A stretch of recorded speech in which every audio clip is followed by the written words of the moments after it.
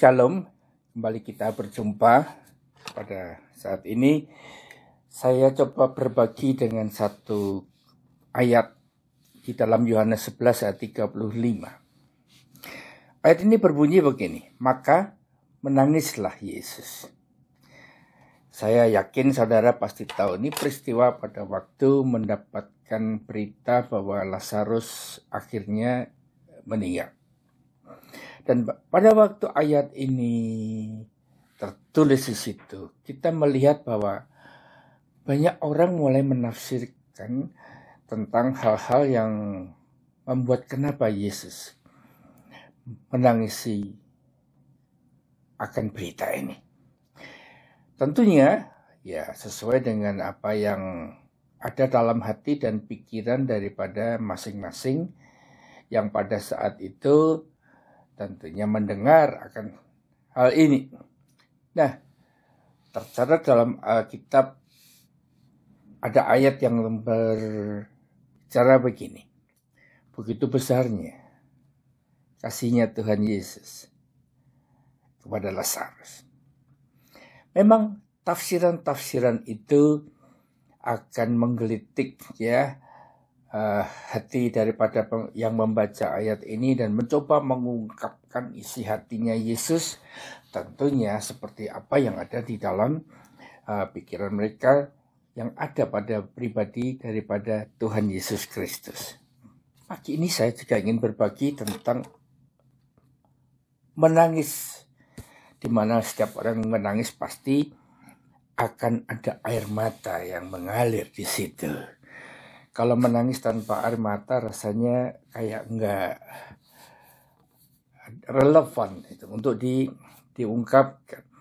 Oleh karena itu, saya ingin ajak saudara untuk merenungkan. Ada orang-orang yang mengeluarkan air mata, ya, kebanyakan itu karena perkara-perkara hal yang bersifat duniawi maupun bersifat kedagingan. Misalkan adanya kematian, ada kecelakaan, kesakitan akan tubuh maupun jiwanya. Kita melihat juga beban persoalan yang belum selesai membuat seseorang bisa menangis. Ini ungkapan, ekspresi daripada apa yang sesungguhnya sedang memenuhi dalam hati dan pikiran seseorang sehingga akhirnya membuat dia adalah menangis.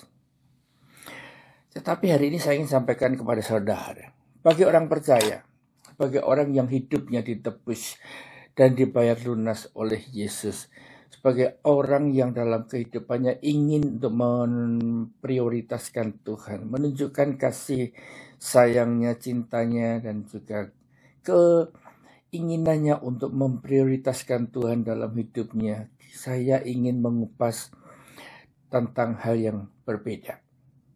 Bukan berarti kita nggak boleh nangis dengan perkara-perkara yang bersifat dunia tadi, misalkan orang yang kita kasih meninggal pun juga kita bisa menangis. Tapi janganlah berlarut-larut di situ, karena kita perlu untuk berpikir dari satu sudut yang lain. Hal inilah yang mana saya berani memberikan satu pernyataan. Berikanlah air matamu hanya kepada Tuhan. Mungkin saudara akan bertanya lebih jauh, apa maksud dengan memberikan air mata hanya kepada Tuhan?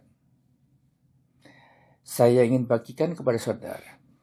Di dalam satu hubungan yang dekat, dalam satu hubungan yang begitu intim, di dalam kita dengan Tuhan, saya percaya keintiman itu sesungguhnya akan membuat hati kita lebih peka. Kepekaan kita ini akan bisa menangkap bahwa pada waktu kita berkomunikasi ya di dalam keintiman dengan Tuhan itu, maka kita akan mendapatkan adanya teguran yang keras. Itu oleh karena pribadi Yesus itu pasti, karena dia yang lebih dahulu mengasihi kita. Dan ternyata hal demikian bagi setiap kita yang memiliki kedekatan dengan Tuhan, pada waktu mendapatkan teguran yang keras, maka hal itu akan menempelak kita, akan mengungkap titik lemah kita, akan menunjukkan apa yang sebetulnya perlu untuk kita rubah dalam hidup ini, sesuai dengan isi hati Tuhan. Saya percaya ada orang-orang yang pada waktu ditegur seperti ini akan bisa menitikkan air mata dengan perkataan dalam hati yang tak terucapkan.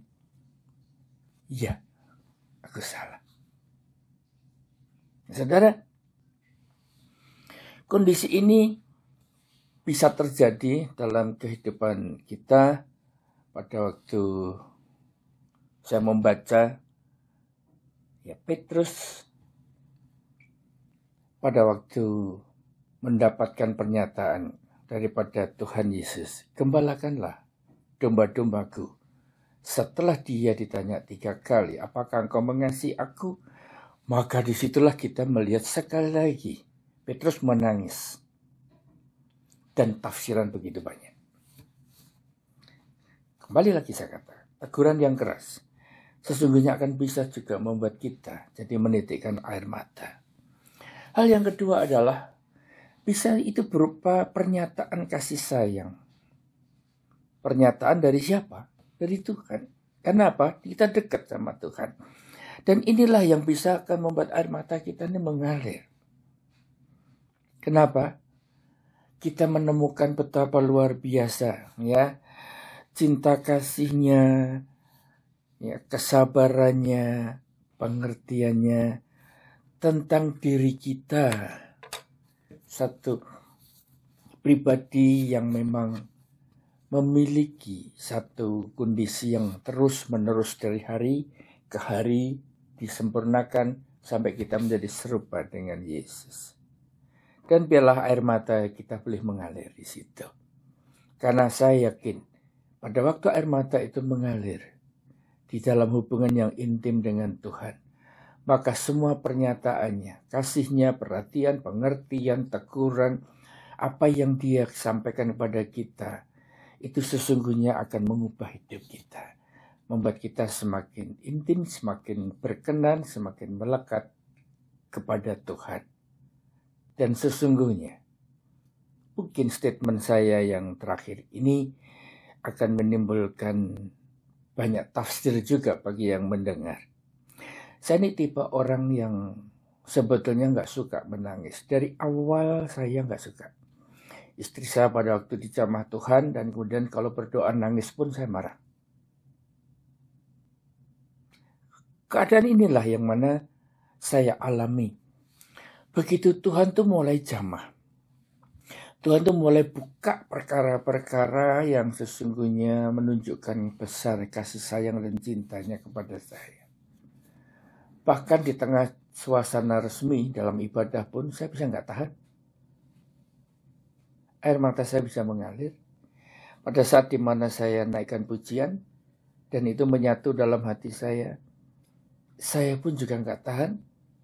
Karena itu ungkapan cintanya Tuhan. Dan saya temukan bahwa itu terjadi hanya oleh karena hati saya yang keras. Telah diremukkan oleh Tuhan.